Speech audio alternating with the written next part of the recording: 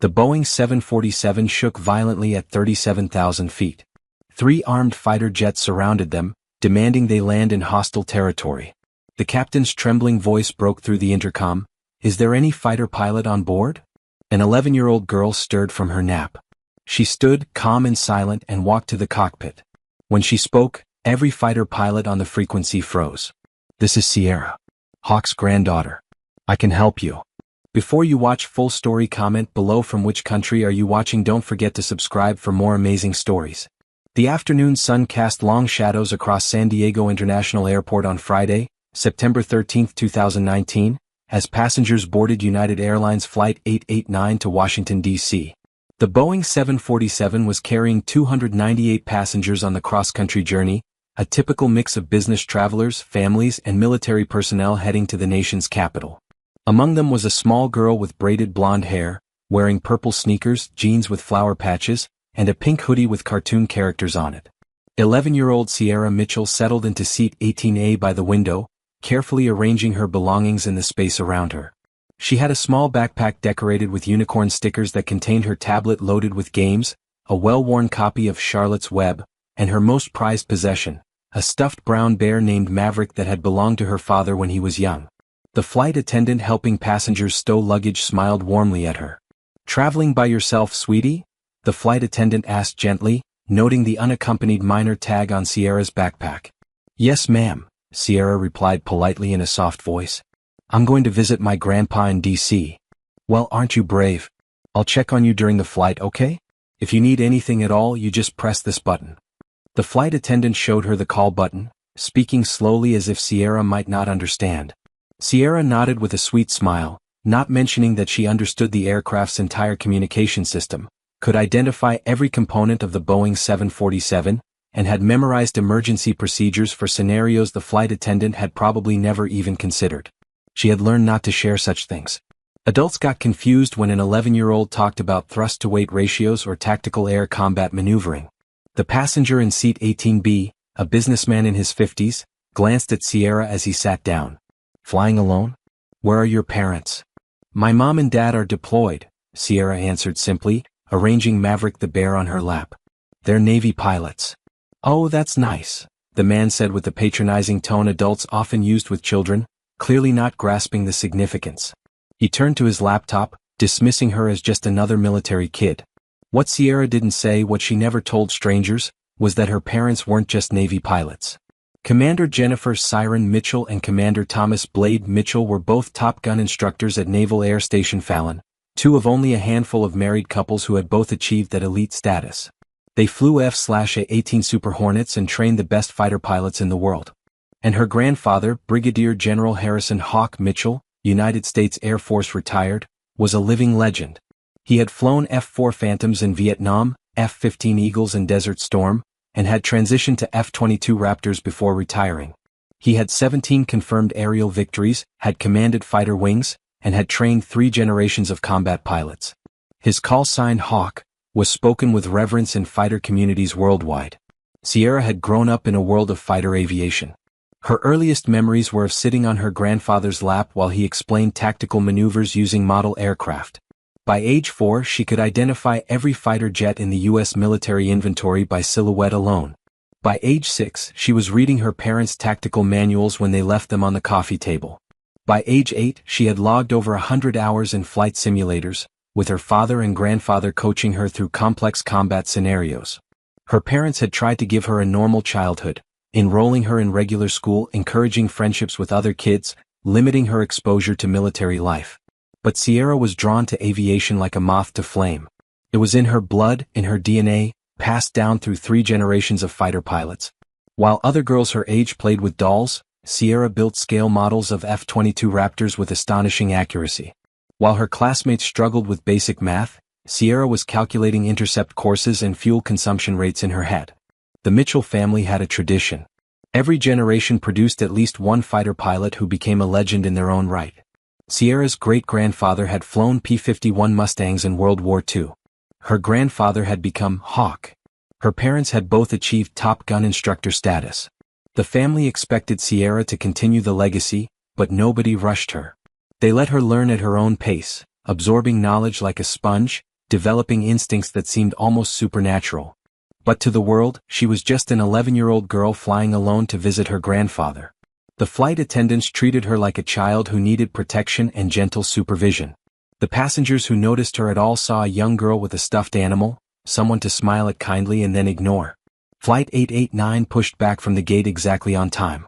Sierra watched through her window as the ground crew completed their tasks, recognizing each procedure, understanding the coordination required. The Boeing 747 taxied toward runway 27, joining the queue of aircraft departing San Diego's busy airspace. The captain's voice came over the intercom, warm and professional. "Good afternoon, folks, this is Captain Anderson from the flight deck. We're second in line for takeoff. Flight time to Washington Dulles will be 4 hours and 20 minutes. We'll be cruising at 39,000 feet. Weather looks good all the way. Sit back, relax, and enjoy the flight."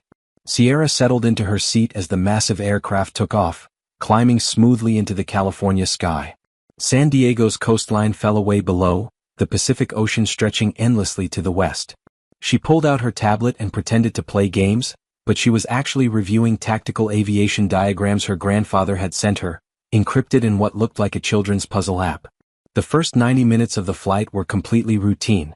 Sierra dozed off somewhere over Arizona, her head resting against the window, Maverick the bear clutched in her arms.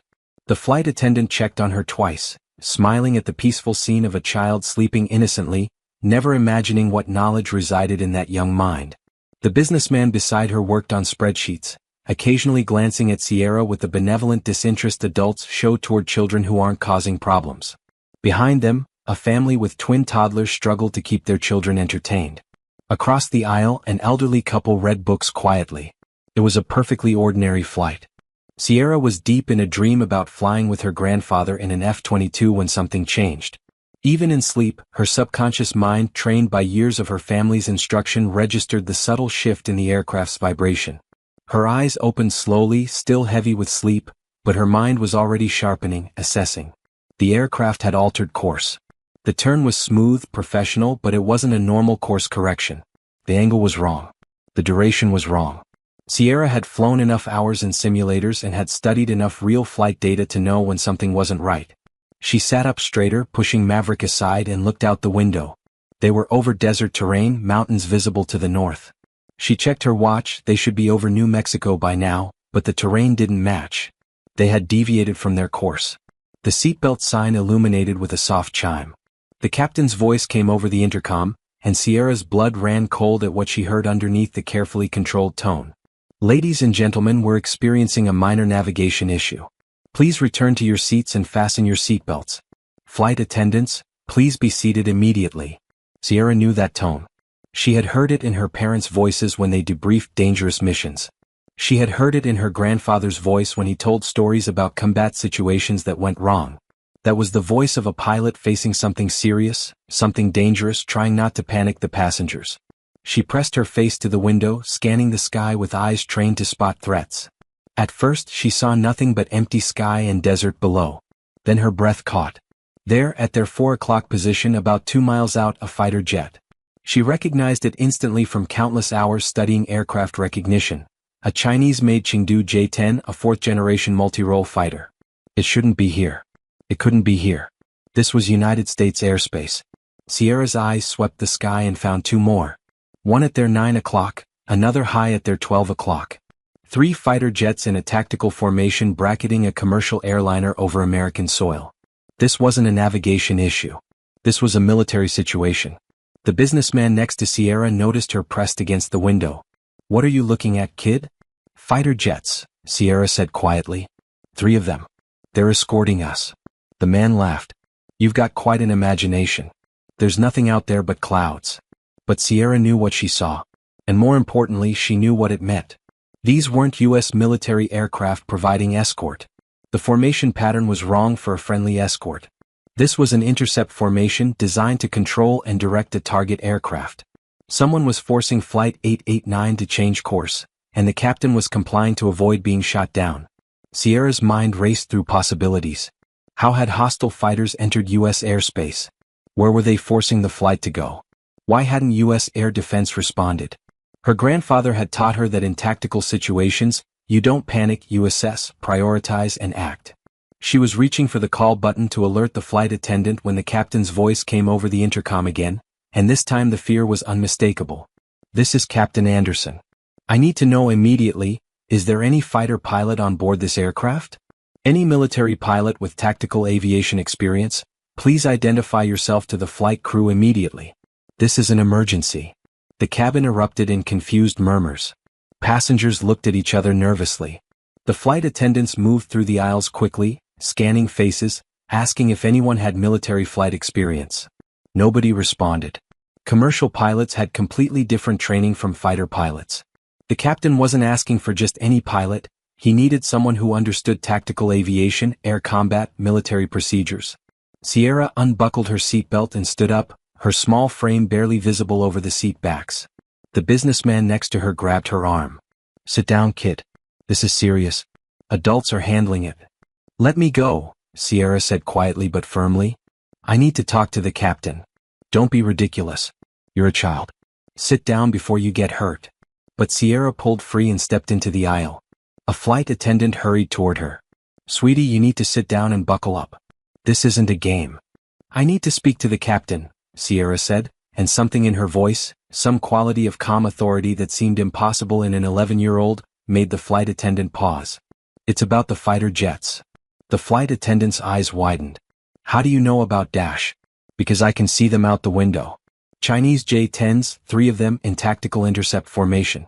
And I know what the captain needs because my family has been training fighter pilots for 3 generations. I need to speak to Captain Anderson right now. The flight attendant stared at this small girl in a pink hoodie, holding a stuffed bear, speaking with the precision and knowledge of a military officer. Who are you? My name is Sierra Mitchell. My grandfather is Brigadier General Harrison Mitchell, call sign Hawk. My parents are both Top Gun instructors. I've been studying tactical aviation my entire life. Please, we don't have much time. Something in Sierra's eyes convinced the flight attendant. Against all protocol, all common sense, all rational judgment, she grabbed Sierra's hand and led her quickly toward the cockpit.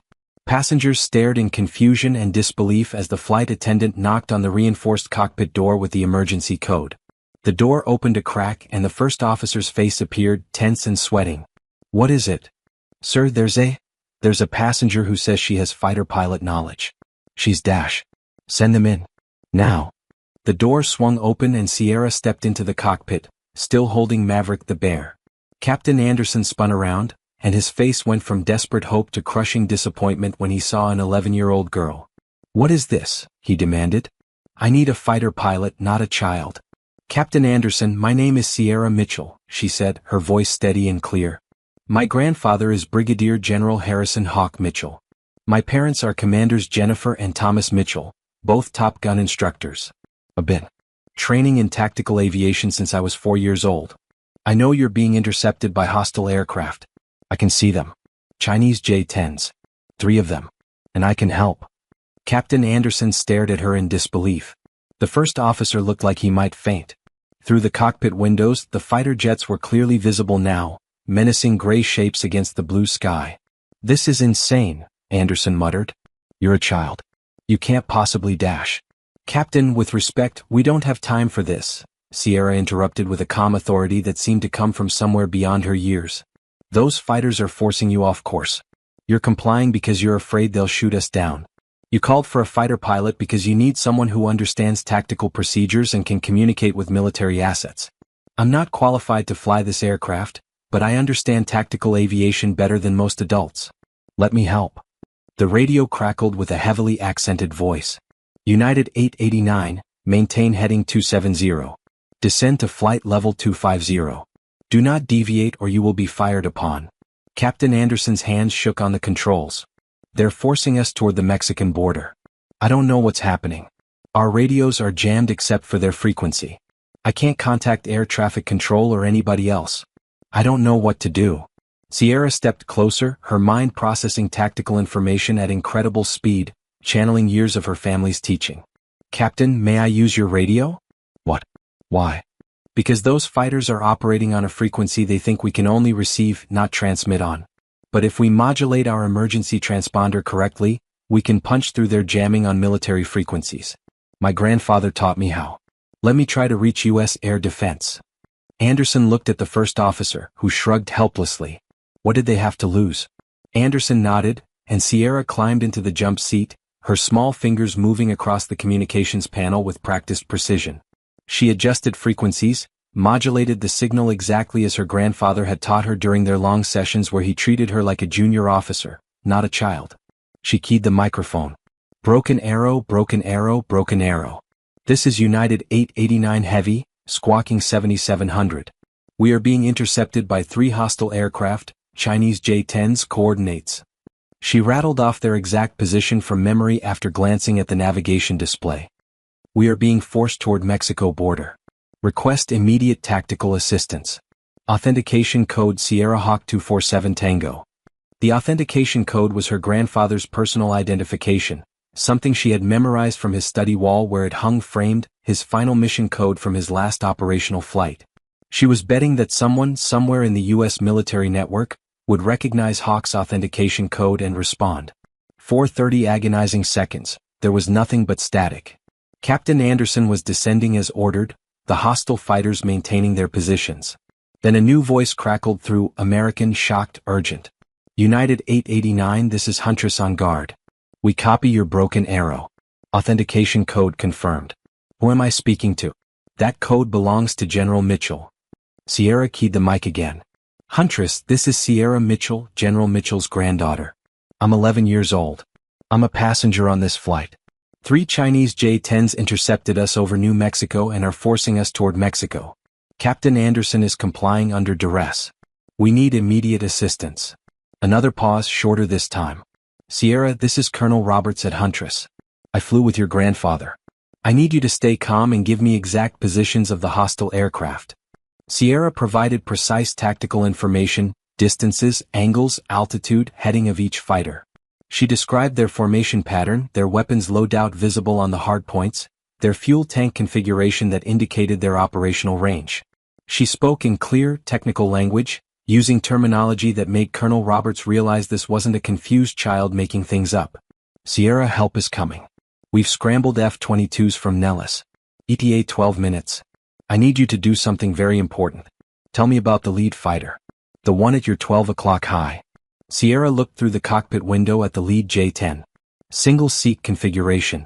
3 external fuel tanks. Full missile loadout, appears to be PL-12 medium range and PL-8 short range.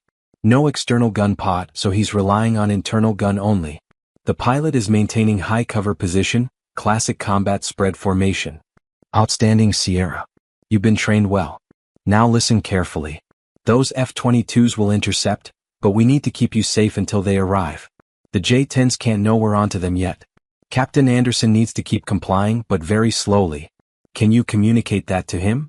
Sierra turned to Captain Anderson, who was listening to her half of the conversation in stunned amazement. Captain, U.S. fighters are 12 minutes out. You need to keep following their instructions but slow everything down. Extend your descent rate. Take longer to make heading changes. Buy us time. Anderson nodded, his respect for this extraordinary child growing with every second. He began making subtle adjustments, slowing their compliance just enough that the hostile pilots wouldn't notice immediately. Sierra returned to the radio. Huntress, compliance is being delayed tactically. What's the hostiles' probable objective? We believe they're trying to force you to land at an airstrip in northern Mexico. Intelligence suggests a kidnapping scenario, high-value passengers on your flight that we're just now identifying. Sierra, I need you to do something else. Look at the fighter on your right wing 9 o'clock position. What do you see? Sierra pressed her face to the cockpit side window, studying the J-10 carefully. Second fighter, 2-seat trainer variant. Front seat active pilot, back seat appears to be... Wait. The back seater is wearing different equipment.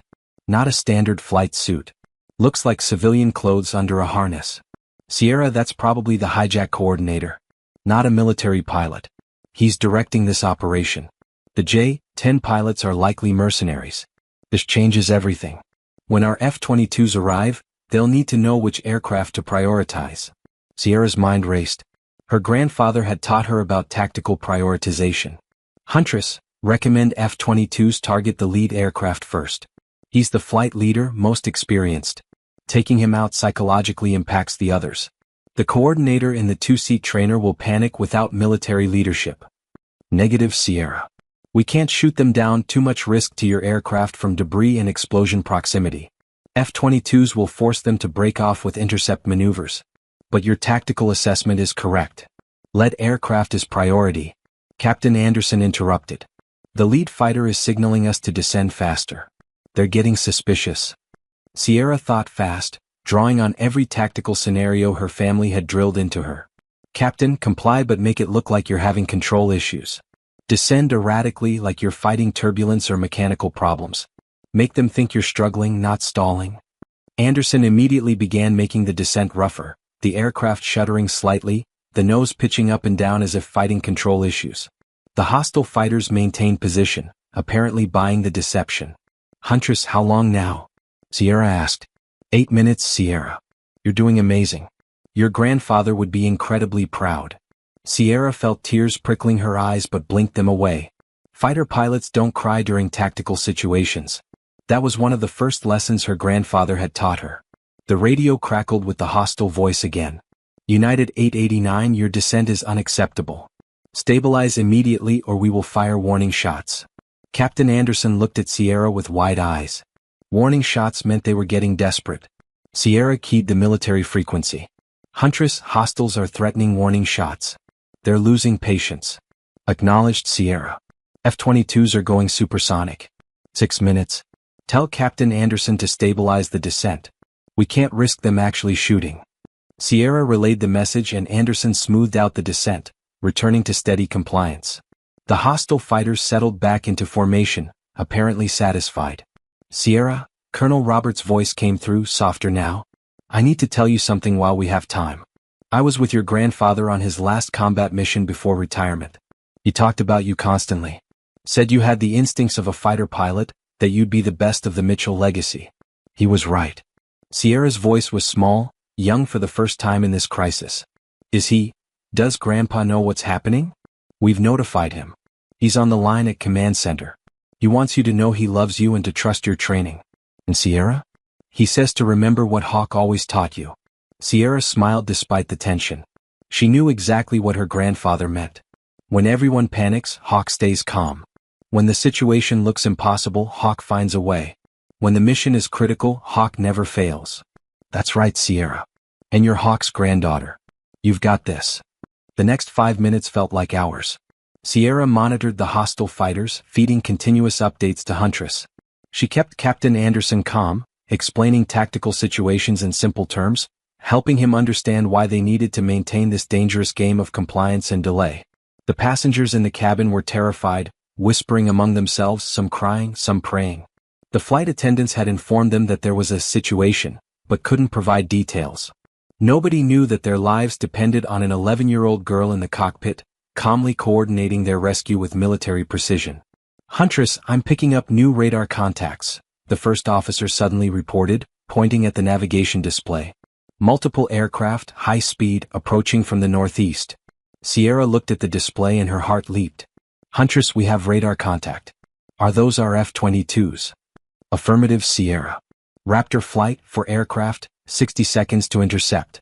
Get ready. This is about to get intense. Sierra turned to Captain Anderson. Captain, when the F-22s arrive, the hostile fighters will probably break formation. Be ready for anything. They might try to threaten you to force our fighters to back off. Don't react. Stay calm. Our pilots know what they're doing. Anderson nodded, his hands tight on the controls, sweat beading on his forehead. 30 seconds. Sierra could see the tension in everyone's faces. The first officer was praying quietly. Captain Anderson was breathing in short, sharp breaths. 15 seconds. Sierra closed her eyes and did what her grandfather had taught her. She visualized the tactical situation from above, seeing all the pieces on the chessboard, understanding how the next moves would play out. 5 seconds. She opened her eyes and saw them, 4 gray ghosts appearing as if materializing from thin air, the F-22 Raptors arriving with devastating speed and precision. The lead Raptor shot past the cockpit windows at incredible velocity, performing a spectacular high-speed pass less than 100 feet from the nose of the Boeing 747, the shock wave rocking the commercial aircraft. It was a message, a demonstration of total dominance. The hostile fighters immediately broke formation, scattering like frightened birds. The J-10s were capable aircraft, but they were facing F-22 Raptors, arguably the most advanced air superiority fighters on Earth, flown by American pilots who trained for exactly this scenario. One Raptor locked onto the lead J-10, matching every evasive maneuver with contemptuous ease, staying glued to his 6 o'clock. Another Raptor positioned itself directly between the Boeing 747 and the two-seat trainer variant, creating an impenetrable shield. The remaining 2 Raptors took high and low positions, controlling the entire airspace. The radio erupted with rapid communication. Sierra heard the Raptor flight leader, call sign Reaper, addressing the hostile aircraft on guard frequency. "Attention hostile aircraft, this is United States Air Force Raptor flight. You have violated U.S. airspace and threatened a civilian aircraft. You will immediately break off and egress on heading 180. You have 10 seconds to comply." The hostile pilot's response was in broken English, panicked. "We are departing. We are departing. Do not fire." The J-10s turned sharply south, fleeing at maximum speed toward Mexico. The F-22s escorted them to the border, then broke off, allowing Mexican air defense to deal with the violation of their airspace. One Raptor remained with Flight 889, sliding into a beautiful parade formation off their wing. The pilot waved from his cockpit. Sierra could see his helmet, his oxygen mask, the American flag patch on his flight suit. "United 889, this is Reaper 1. You're safe now. We'll escort you back to course. Captain Anderson, you did outstanding work maintaining control of that situation." Captain Anderson keyed his mic with a shaking hand. "Reaper 1, I can't take credit.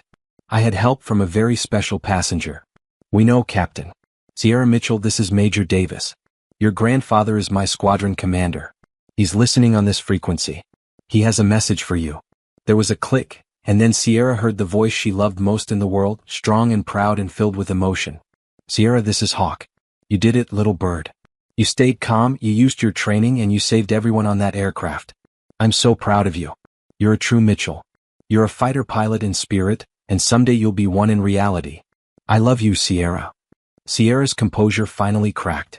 Tears streamed down her face as she clutched Maverick the bear and whispered into the radio. "I love you too, Grandpa. I was so scared, but I remembered everything you taught me." "You weren't just scared, Sierra. You were brave. There's a difference. Fear is normal. Courage is doing the right thing despite the fear. You showed more courage today than most adults show in a lifetime." Captain Anderson reached over and gently squeezed Sierra's shoulder. The first officer was crying openly. The flight attendant who had brought Sierra to the cockpit was standing in the doorway, hands over her mouth, tears running down her face. The F-22 escort stayed with them as Captain Anderson returned Flight 889 to its proper course. The passengers were informed that the situation had been resolved, that they were safe, but no details were provided. Sierra was quietly returned to her seat, where she sat clutching Maverick and staring out the window at the Raptor flying protective guard on their wing. The businessman next to her looked at her with new eyes. The flight attendants kept stopping by, not to check on a child passenger, but to quietly thank the young girl who had saved them all. Word had spread through the crew, if not the passengers, about what had happened in the cockpit. 3 hours later, Flight 889 landed safely at Washington Dulles. As passengers deplaned, confused about the fighter jet escort that had accompanied them to landing but grateful to be safe, Sierra gathered her backpack and her bear and prepared to face whatever came next. She was the last passenger off the aircraft. Captain Anderson and the first officer stood at the cockpit door, and as Sierra passed, both pilots saluted her. She returned the salute with the precision her grandfather had taught her. At the gate, a crowd was waiting. Airport security, FBI agents, airline officials. And standing in front of them all, in his old Air Force uniform with stars on his shoulders and ribbons covering his chest, was Brigadier General Harrison "Hawk" Mitchell. Sierra dropped her backpack and ran into her grandfather's arms. He lifted her up, holding her tight, and she finally let go of all the fear and tension she had been holding inside. She sobbed into his shoulder while he whispered that everything was okay, that she was safe, that she had done brilliantly. When she finally calmed down, he set her on her feet and knelt to her level, his hands on her shoulders, his eyes, the same sharp green as hers, looking into her soul. "Sierra, what you did today was extraordinary. You saved 298 lives using knowledge and training that took me decades to acquire. You proved that the Mitchell legacy isn't about age or size. It's about courage, skill, and the warrior spirit that runs in our blood." An FBI agent approached cautiously. General Mitchell, we need to debrief your granddaughter. What she witnessed, what she did, it's critical to our investigation. Hawk nodded but held up a hand. She'll cooperate fully, but remember she's 11 years old. She's been through a traumatic experience. Handle her with care. Of course, sir. And General? What she did in that cockpit. I've been with the Bureau 23 years. I've never seen anything like it. The debriefing took hours. Sierra sat in a private room with her grandfather beside her, answering questions from FBI agents, Air Force intelligence officers, and FAA investigators. She described everything she had seen and done with remarkable clarity and precision, using technical language that amazed the adults in the room. They learned that the hijacking had been a sophisticated operation targeting 3 high-value passengers on the flight, a technology executive, a federal prosecutor, and a Defense Department official. The plan had been to force the aircraft to land at a remote airstrip in Mexico, extract the targets, and leave the aircraft and remaining passengers stranded while the perpetrators escaped. It would have been a disaster. It was also revealed that the Chinese J-10 fighters had been stolen months earlier from a Southeast Asian nation and repainted, flown by mercenary pilots for a criminal organization. The U.S. response had forced them to abandon the operation, and Mexican authorities had arrested the ground team waiting at the remote airstrip. As the debriefing wound down, the lead FBI agent looked at Sierra with something close to awe. Miss Mitchell, I have one last question. When you were in that cockpit, weren't you scared? You're just 11 years old, facing armed fighter jets, coordinating with military assets, making life-or-death decisions. How did you stay so calm? Sierra thought about it for a moment, then smiled. My grandpa taught me that being a fighter pilot isn't about not being scared. It's about being scared and doing your job anyway. He said the best pilots are the ones who can think clearly when everyone else panics. I was terrified the whole time. But I knew what I had to do, and I knew my family had trained me for this. I couldn't let them down. I couldn't let those passengers down. The agent nodded slowly. Your grandfather trained you well. 3 generations trained her, Hawk interjected proudly. My father taught me. I taught her parents. We all taught Sierra. The Mitchell family doesn't raise children. We raise pilots. We raise warriors. We raise protectors. And today Sierra proved she's the best of all of us. The story hit the news within hours, though many details remained classified. 11-year-old girl helps thwart hijacking attempt, read the headlines. Fighter pilot family legacy saves flight, proclaimed others. Sierra's face was everywhere, the little girl with the stuffed bear who had tactical aviation knowledge that surpassed most military officers. Her parents flew home immediately from their deployment, arriving 2 days later. Her mother hugged her and cried. Her father picked her up and told her she had made the entire family proud. Both of them, hardened Top Gun instructors who had seen combat and trained the best of the best, looked at their 11-year-old daughter with new understanding. The Navy invited Sierra to visit NAS Fallon and give a presentation to the Top Gun class about tactical decision-making under pressure. Standing in front of elite fighter pilots, Sierra calmly walked through her decision process during the hijacking. The pilots listened in respectful silence. At the end, they gave her a standing ovation. The Air Force offered her a guaranteed slot at the Air Force Academy when she turned 18. The Navy made a similar offer.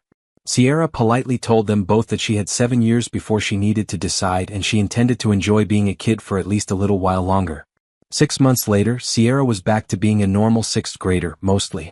She still went to regular school, still did homework, still hung out with friends. But now she also spent weekends at Nellis Air Force Base with her grandfather, learning advanced tactics that wouldn't normally be taught to someone so young. She was in her grandfather's study one Saturday afternoon when he looked up from his desk and studied her. She sat reading a tactical manual, Maverick the bear beside her, completely absorbed. Sierra, he said gently, do you ever regret what happened? Do you wish you'd just stayed asleep on that flight? Sierra thought seriously. Sometimes I have nightmares about the fighter jets, about what could have happened if I'd made a mistake. But Grandpa, I don't regret it. Those people got to go home to their families because of what our family taught me. How could I regret that? Hawk smiled, his eyes glistening slightly. You understand something that takes most pilots years to learn.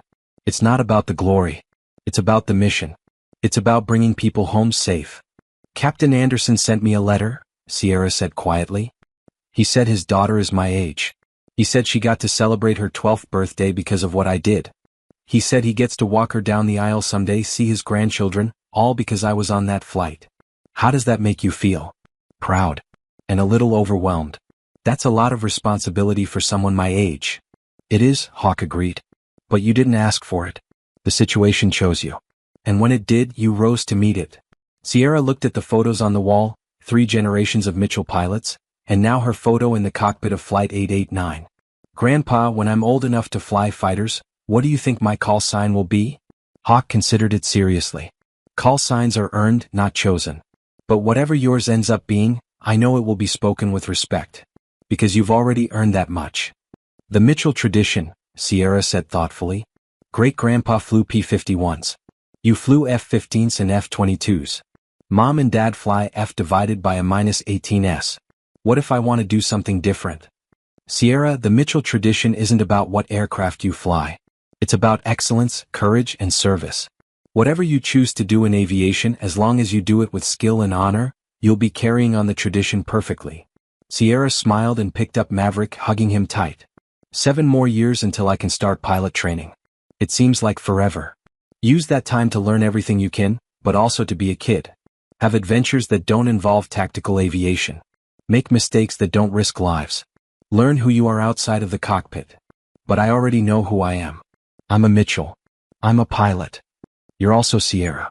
The girl who likes to read and sleep with a stuffed bear named Maverick. Don't lose that part of yourself.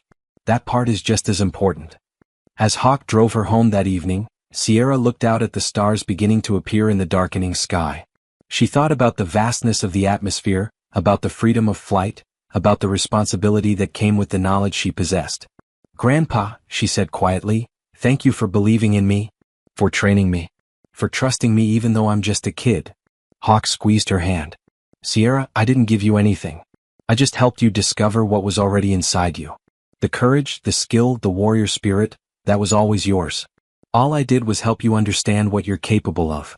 Sierra smiled and looked back out at the stars. Somewhere up there, pilots were flying through the night, protecting their country, living the legacy that she would one day join. And an 11-year-old girl with a stuffed bear named Maverick knew, with absolute certainty, that she would be one of them. Because she was Sierra Mitchell, granddaughter of Hawk, daughter of Blade and Siren, the next generation of a fighter pilot legacy.